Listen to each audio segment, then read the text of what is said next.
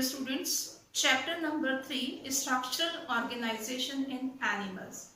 इसमें हमने स्टार्ट किया था एनिमल टिश्यू और हमने देखा था कि एनिमल टिश्यू को क्लासिफाई किया गया था 4 ग्रुप में, जिसमें फर्स्ट था हमारा एपिथेलियल टिश्यू, सेकंड था connective tissue, third muscular tissue and fourth था हमारे पास में नर्वस टिश्यू।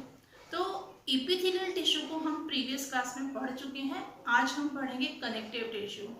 जैसा नाम से ही मालूम चल रहा है, कनेक्टिव टिश्यू मीन्स ये वो टिश्यू है जो हमारी बॉडी में डिफरेंट ऑर्गन्स को कनेक्ट करने का काम करता है। इसके कुछ और पॉइंट्स हम देखेंगे। मीजोडर्मल इन ऑरिजिन, ये टिश्यू जो है इसका ऑरिजिन मीजोडर्म से होता है। क्या होती है ये मीजोडर्म? अगर आपको याद हो तो 9th क्लास में आपने पढ़ा था, कुछ ऑर्गेनिज्म ट्रिप्लोब्लास्टिक होते हैं। ट्रिप्लोब्लास्टिक का मतलब होता है जिसमें 3 जर्म लेयर प्रेजेंट होती है, एक्टोडर्म, मीजोडर्म एंड एंडोडर्म। और आपको मालूम है कि जो मीजोडर्म है या एक्टोडर्म है या एंडोडर्म है, ये तीनों जर्म लेयर जो है वो डिफरेंट टिश्यूज को फॉर्म करती है, बनाती है। तो यहाँ पर जो मीजोडर्म होती है वो फॉर्मेशन करती है किसका? कनेक्टिव टिश्यू का, इसीलिए कहा गया है मीजोडर्मल इन ऑरिजिन। इसके बाद में हम सेकेंड पॉइंट देखेंगे कि ये टिश्यू जो है वो most abundant and widely distributed होता है। अगर हम बॉडी के डिफरेंट ऑर्गन्स को देखें या हम बॉडी में देखेंगे कि ब्लड है आपका, बोन्स है आपकी, तो ये क्या कर रहे हैं, पूरी की पूरी बॉडी में जो है ये टिश्यू जो है डिस्ट्रीब्यूटेड है, इसीलिए कहा गया कि most abundant and widely distributed tissue होता है। इसके बाद में हम इसमें देखेंगे कि यहाँ पर जो सेल्स रहती हैं इसकी, ये सेल्स सिक्रीट करती हैं, फाइबर को सिक्रीट कर रही हैं और मॉडिफाइड पॉलीसेकेराइड को। ये जो फाइबर सिक्रीट होते हैं ये होते हैं कोलेजन फाइबर। कोलेजन फाइबर जो है ये टिश्यू को मैकेनिकल स्ट्रेंथ प्रोवाइड करता है और इलास्टिक फाइबर जो रहता है, जैसा नाम से ही मालूम चल रहा है, ये इलास्टिसिटी एंड फ्लेक्सिबिलिटी प्रोवाइड करता है। हम यहाँ पर देखेंगे कि जो ब्लड होता है, ब्लड वो टिश्यू है कनेक्टिव टिश्यू जिसमें कि फाइबर्स जो रहते हैं वो नहीं होते, ये फाइबरलेस कनेक्टिव टिश्यू होता है। साथ में यहाँ पर सेल्स जो है वो सिक्रीट करती हैं कुछ पॉलीसेकेराइड को। पॉलीसेकेराइड्स क्या होते हैं? पॉलीसेकेराइड्स एक तरह के कार्बोहाइड्रेट होते हैं, डिफरेंट टाइप के कार्बोहाइड्रेट्स रहते हैं, जिसमें हम पढ़ते हैं मोनोसेकेराइड, ऑलिगोसेकेराइड एंड पॉलीसेकेराइड। तो पॉलीसेकेराइड्स वो कार्बोहाइड्रेट होते हैं जो थाउजेंड्स ऑफ मोनोसेकेराइड से मिलकर के बनते हैं, जिसमें आपने बहुत कॉमन से एग्जांपल सुना होगा, स्टार्च जो प्लांट्स में फोटोसिंथेसिस की प्रोसेस से फॉर्म हो रहा है, या हम बोलते हैं कि सेल वॉल जो है वो सेल्यूलोज की बनी है। तो ये क्या होते हैं? ये एक तरह के पॉलीसेकेराइड्स होते हैं जो बहुत सारे मोनोसेकेराइड से मिलकर के बनते हैं। तो जो कनेक्टिव टिश्यू है, कनेक्टिव टिश्यू की सेल्स जो रहती हैं वो कुछ मॉडिफाइड पॉलीसेकेराइड्स को भी सिक्रीट करती हैं, जो क्या बनाते हैं? मैट्रिक्स को बनाते हैं या इसके ग्राउंड टिश्यू को फॉर्म करते हैं। मैट्रिक्स या ग्राउंड टिश्यू क्या होता है? जिसमें सारी की सारी सेल्स एम्बेडेड रहती हैं, उसको हम बोलते हैं ग्राउंड टिश्यू और मैट्रिक्स। इसके बाद में भी हमने बात की कि जो कनेक्टिव टिश्यू है इसका मेन फंक्शन क्या होगा? लिंकिंग एंड सपोर्टिंग का। लिंकिंग, क्योंकि यहाँ पर हम देखेंगे कि ब्लड है पूरी की पूरी बॉडी में सर्कुलेट हो रहा है, ऑर्गन किसी न किसी तरह से लिंक है, और जो हमारी बोन्स होती हैं या हमारा जो स्केलेटल सिस्टम होता है वो क्या कर रहा है? वो हमारी बॉडी को सपोर्ट प्रोवाइड करता है। तो हम इस तरह से बोल सकते हैं कि जो कनेक्टिव टिश्यू है इसका मेन फंक्शन जो होता है वो होता है लिंकिंग एंड सपोर्टिंग। अभी हमने देखा कि कनेक्टिव टिश्यू में कुछ सेल्स जो थी वो कोलेजन फाइबर और इलास्टिन फाइबर को सिक्रीट कर रही थी।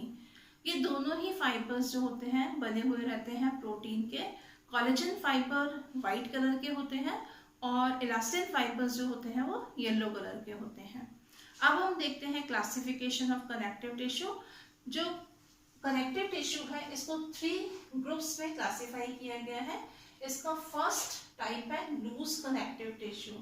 जैसा नाम से ही मालूम चल रहा है कि इस टिश्यू में जो सेल्स रहती हैं या फाइबर्स रहते हैं वो लूजली अरेंज रहते हैं मैट्रिक्स में, और इनका जो मैट्रिक्स होता है या हम बोल सकते हैं ग्राउंड टिश्यू रहता है वो सेमी फ्लूइड टाइप का रहता है। इसको फिर से क्लासिफाइड किया गया है एल्यूलर कनेक्टिव टिश्यू में और एडिपोज कनेक्टिव टिश्यू में। एल्यूलर connective tissue beneath the skin, skin के नीचे होता है ये। एडिपोज कनेक्टिव टिश्यू भी beneath the स्किन प्रेजेंट रहता है और इसमें होती है फैट सेल। सेकेंड टाइप है कनेक्टिव टिश्यू का डेंस कनेक्टिव टिश्यू। जैसा नाम से पता चल रहा है कि इसमें सेल्स और फाइबर्स जो होते हैं वो कॉम्पैक्टली अरेंज रहते हैं, डेंसली अरेंज रहते हैं। अब ये किस तरह से अरेंज्ड है, इस बेस पर इसको फिर से क्लासिफाई किया गया है टू ग्रुप्स में। एक है डेंस रेगुलर कनेक्टिव टिश्यू और एक है डेंस इररेगुलर कनेक्टिव टिश्यू। जैसा नाम से पता चल रहा है कि डेंस रेगुलर कनेक्टिव टिश्यू में फाइबर्स जो रहते हैं एक प्रॉपर फैशन में रहते हैं, प्रॉपर मैनर में अरेंज रहते हैं। पर यहाँ पर जो है डेंस इररेगुलर कनेक्टिव टिश्यू, यहाँ पर सेल्स और फाइबर्स जो रहते हैं वो रेंडमली अरेंज रहते हैं मैट्रिक्स में, और हम बोल सकते हैं ग्राउंड टिश्यू में। अब डेंस रेगुलर कनेक्टिव टिश्यू को फिर से क्लासिफाई किया गया है टू ग्रुप्स में। फर्स्ट है व्हाइट फाइबरस कनेक्टिव टिश्यू। इसमें जैसे भी हमने बात की कि जो कोलेजन फाइबर रहता है, कोलेजन फाइबर व्हाइट कलर का रहेगा, तो क्योंकि यहाँ पर कोलेजन फाइबर ज्यादा है इसीलिए इसको नाम दिया गया व्हाइट फाइबरस कनेक्टिव टिश्यू। और ये हमको देखने को मिलता है टेंडन में। मींस टेंडन जो है वो इसका एग्जाम्पल है किसका, व्हाइट फाइबरस कनेक्टिव टिश्यू का। और टेंडन क्या होते हैं, टेंडन हमारी जो स्किन रहती है और मसल्स रहती हैं इनको जोड़ने का काम करते हैं, या हम बोल सकते हैं कि मसल्स को बोन से कनेक्ट करने का काम करते हैं। इसके बाद में यहाँ पर हम देखेंगे येलो फाइबरस कनेक्टिव टिश्यू। ये इलास्टिन फाइबर का बना हुआ रहता है और इसका एग्जाम्पल है लिगामेंट। लिगामेंट बोन को बोन से कनेक्ट करने का काम करता है। अब हम यहाँ पर देखेंगे कुछ स्पेशल कनेक्टिव टिश्यू जो कि थर्ड टाइप का कनेक्टिव टिश्यू है। इसमें हम देखेंगे स्पेशल कनेक्टिव टिश्यू को डिफरेंट उनके स्पेशल कैरेक्टर के बेस पर डिफरेंट ग्रुप्स में अगेन डिवाइड किया गया है। फर्स्ट है वॉस्कुलर कनेक्टिव टिश्यू। यहाँ पर जो वॉस्कुलर कनेक्टिव टिश्यू रहता है इसमें फाइबर्स जो रहते हैं वो एब्सेंट होते हैं, फाइबर प्रेजेंट नहीं होंगे, और इसका जो मैट्रिक्स रहता है वो वाटरी रहता है। इसमें हम पढ़ते हैं ब्लड को और लिम्फ को। सेकेंड स्पेशल टाइप का कनेक्टिव टिश्यू जो है वो है स्केलेटल कनेक्टिव टिश्यू। इसको क्लासिफाइड किया गया बोन एंड कार्टिलेज में। बोन्स को फिर से क्लासिफाई किया है कॉम्पैक्ट बोन में और स्पॉन्जी बोन में, और जो कार्टिलेज है कार्टिलेज को फिर से 3 ग्रुप्स में डिवाइड किया गया है, वो है hyaline cartilage, fibrous cartilage and calcified cartilage. हमारे स्पेशल कनेक्टिव टिश्यू का थर्ड टाइप है mucoid connective tissue and fourth type है हमारा रेटिकुलेट कनेक्टिव टिश्यू। हमने स्टार्टिंग में पढ़ा था कि जो कनेक्टिव टिश्यू है वो मेसोडर्म से बनता है, मेसोडर्मल ओरिजिन रहता है इसका। और इसके अलावा जब टिश्यूज में सेल्स और फाइबर प्रेजेंट होते हैं तब हम उसको बोलते हैं कनेक्टिव प्रॉपर टिश्यू। तो यहाँ पर हम देखेंगे कि हमारा जो लूज कनेक्टिव टिश्यू है या हमारा जो डेंस कनेक्टिव टिश्यू है इसको हम प्रॉपर कनेक्टिव टिश्यू में पढ़ते हैं।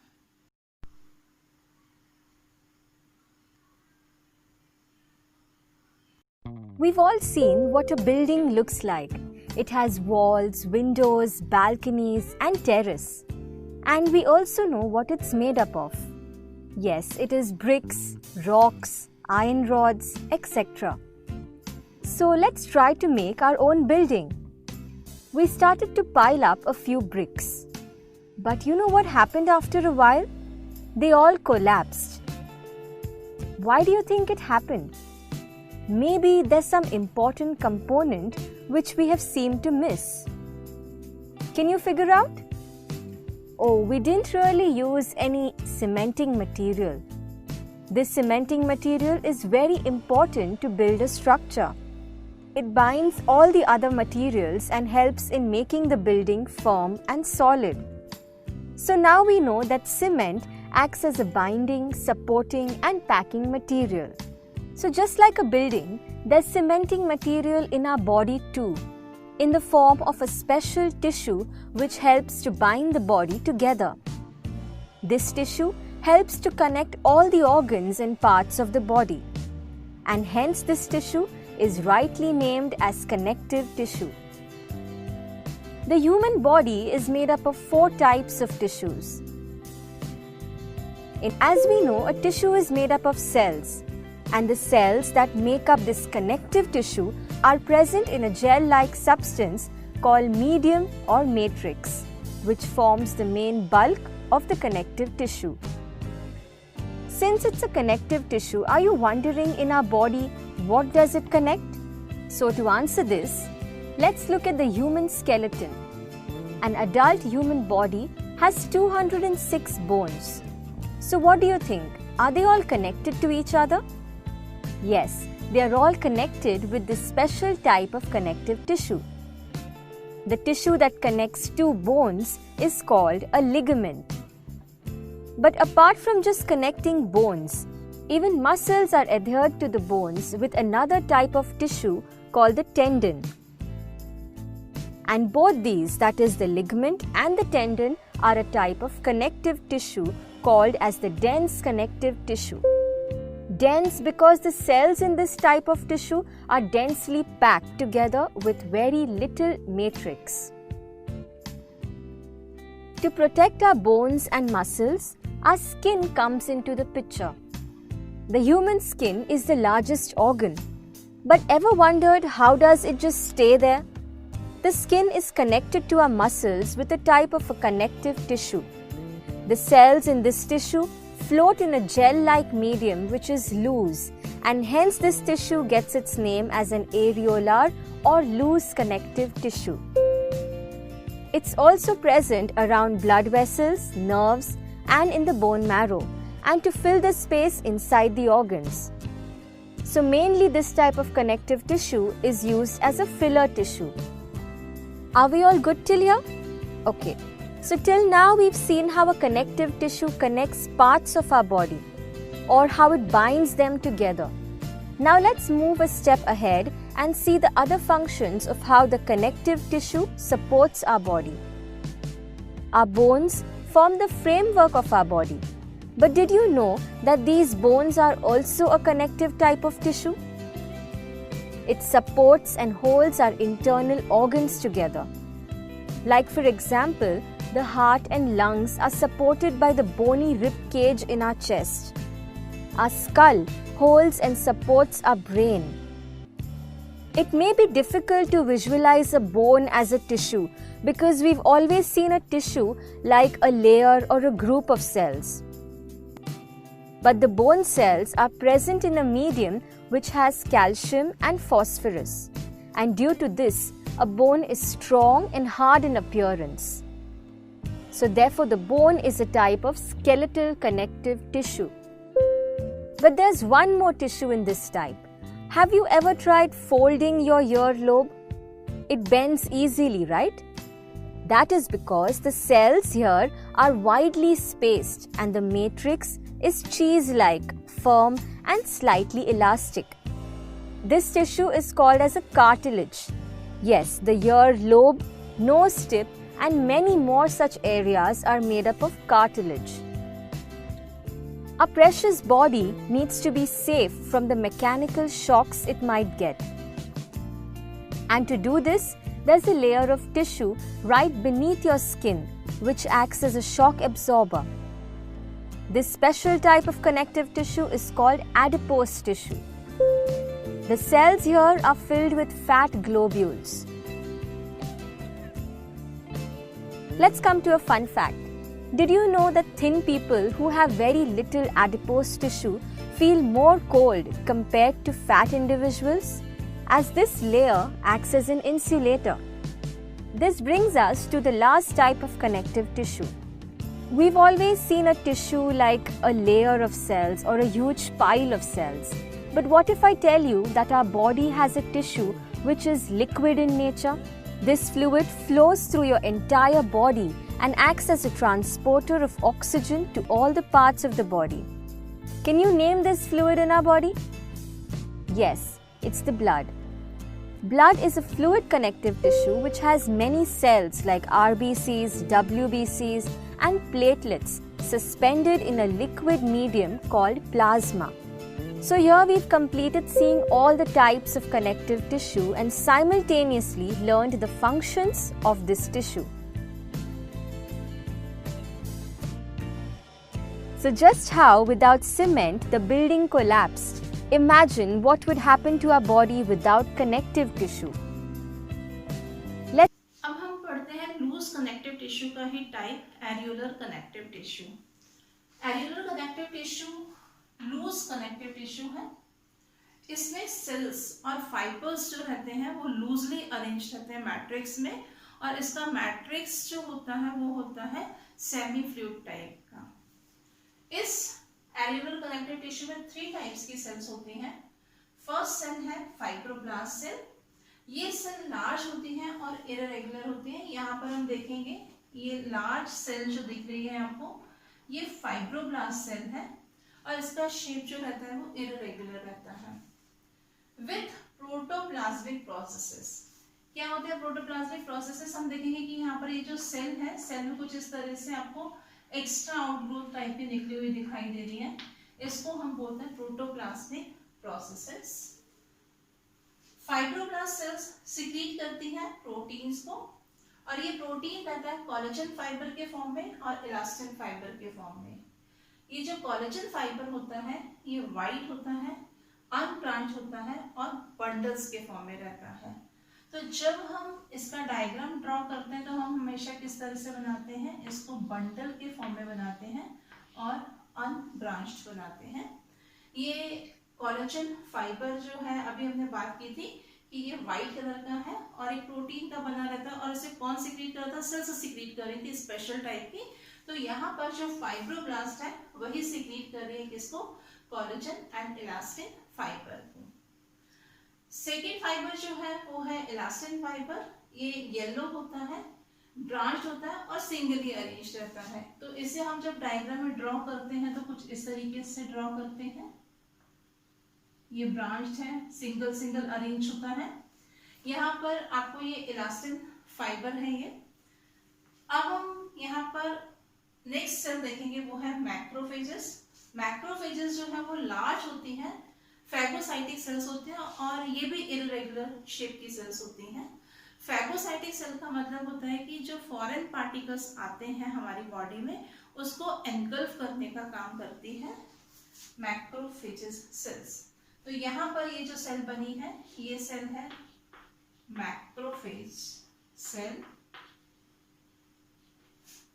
यहाँ पर ये सेल जो है ये है फाइब्रोब्लास्ट।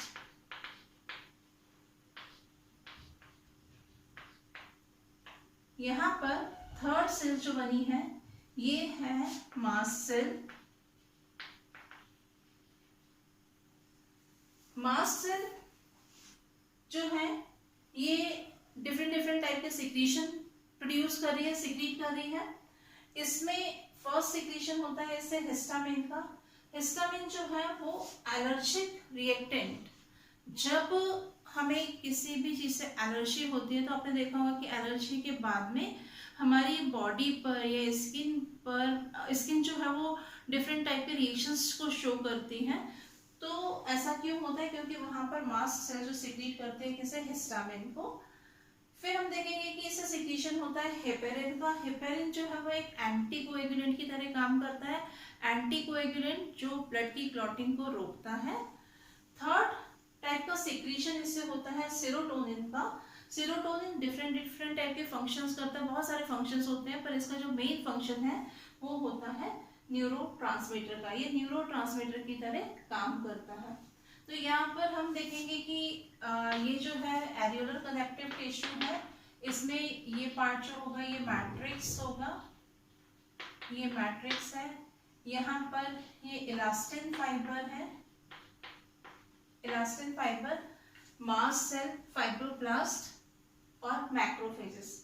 अगर एग्जाम में आता है तो मेन ये 4 और 5 नाम आपको लिखने रहेंगे। लेबलिंग इस 4 और 5 नेम की ही करनी रहेगी।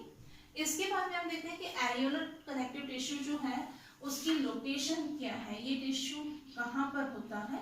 तो ये टिश्यू प्रेजेंट रहता है स्किन के नीचे, अंडर द स्किन, और हम बोल सकते हैं जो इपिडर्मिस की लेयर्स होती हैं, इपिडर्मिस के लेयर्स के नीचे हो सकता है।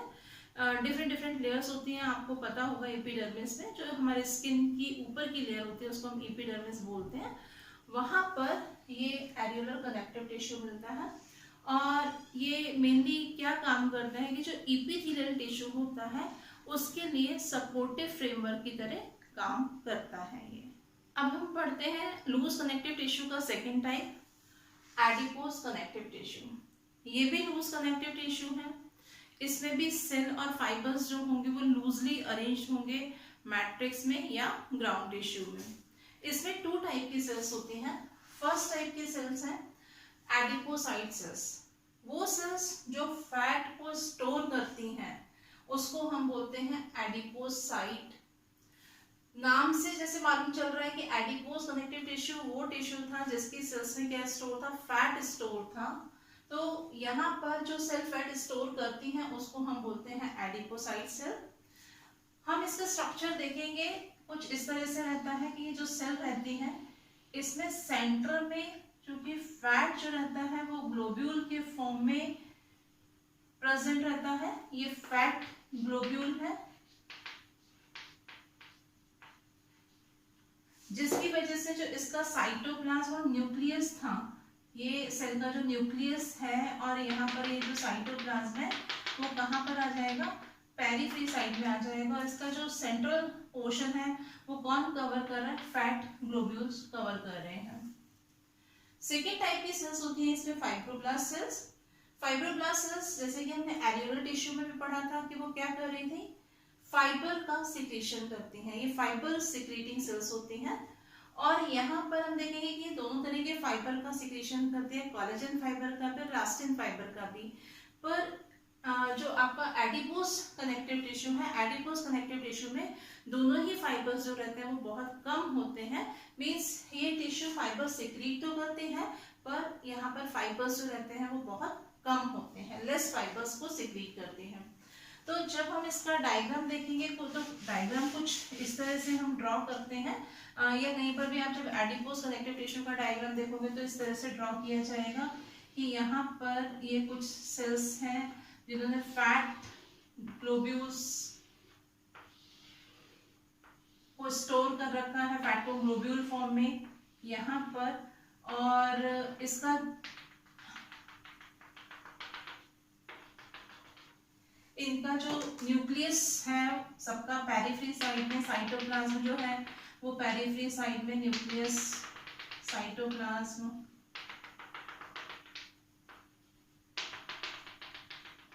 यहाँ पर हमको कोलेजन फाइबर्स दिखेगा, पर कोलेजन फाइबर्स जो रहते हैं बहुत कम होते हैं, फ्यू कोलेजन फाइबर रहता है।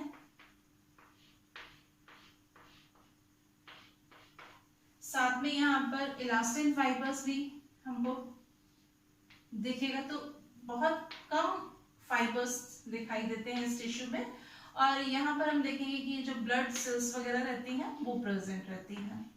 तो इस तरह से हम देखेंगे कि जो एडिपोसाइट सेल्स थी, एडिपोसाइट सेल में फैट ग्लोब्यूल है जिसकी वजह से सबका साइटोप्लाज्म और न्यूक्लियस जो वो पेरिफेरी साइड में अरेंज्ड हो गया है।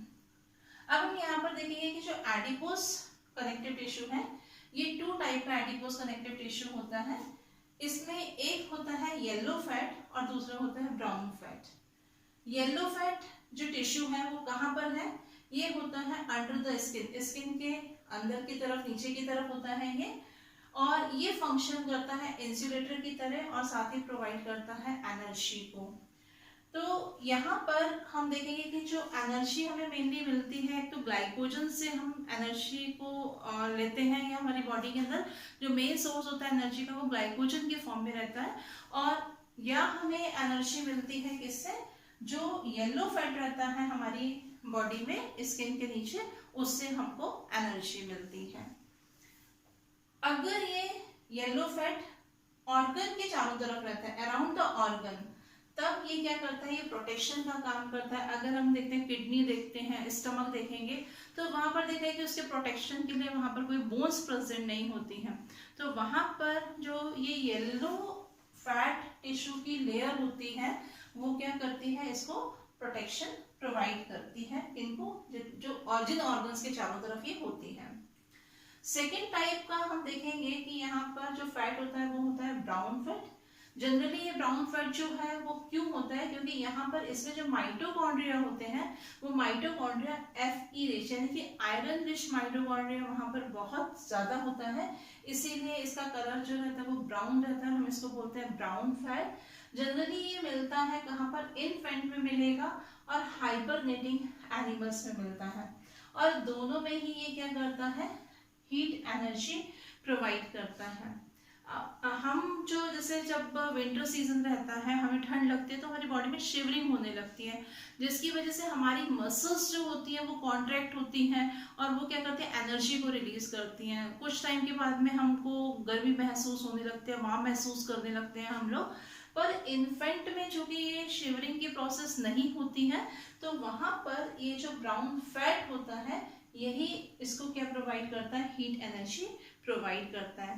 या हम हाइबरनेटिंग एनिमल्स कौन से होते हैं, जो विंटर स्लीपिंग एनिमल्स होते हैं उनको हम बोलते हैं हाइबरनेटिंग एनिमल्स। और जब ये काफी टाइम तक हाइबरनेट होते हैं तो इनको भी बॉडी के लिए हीट की जरूरत पड़ती है, फंक्शंस के लिए हीट की जरूरत पड़ती है इनकी मेटाबॉलिक एक्टिविटीज को कंप्लीट करने के लिए, तो वहां पर भी ये क्या करते हैं, हीट एनर्जी प्रोवाइड करते हैं।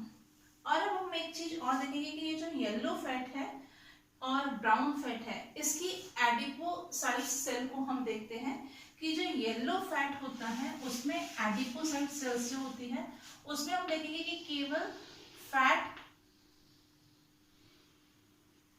का सिंगल ग्लोब्यूल प्रेजेंट होता है, किसमें, येलो फैट में। तो ये डायग्राम हम देखेंगे ये किसका बन रहा है, ये येलो फैट का डायग्राम है कि यहाँ पर जो सेल है येलो फैट में जो एडिपोसाइट सेल्स हैं उसमें देखेंगे कि सिंगल फैट ग्लोब्यूल प्रेजेंट है यहाँ पर, ठीक है। और अगर हम ब्राउन फैट की एडिपोसाइट सेल को देखेंगे तो यहाँ पर हम देखते हैं कि यहाँ पर जो एडिपोसाइट सेल होती है इसमें बहुत सारे ग्लोब्यूल्स जो रहते हैं, फैट ग्लोब्यूल्स, वो प्रेजेंट हो सकते हैं, और यहाँ पर इसका न्यूक्लियस और ये साइटोप्लाज्म होता है। तो यहाँ पर हम देखेंगे कि जो येलो फैट रहता है उसकी एडिपोसाइट्स सेल्स जो होती हैं वो unique globular fat storing cells होती हैं, और ब्राउन फैट में हम देखेंगे जो एडिपोसाइट सेल्स होती हैं वो मल्टी ग्लोबुलर स्ट्रक्चर होता है। नेक्स्ट क्लास में हम इसी चैप्टर को कंटिन्यू करेंगे। Thank you.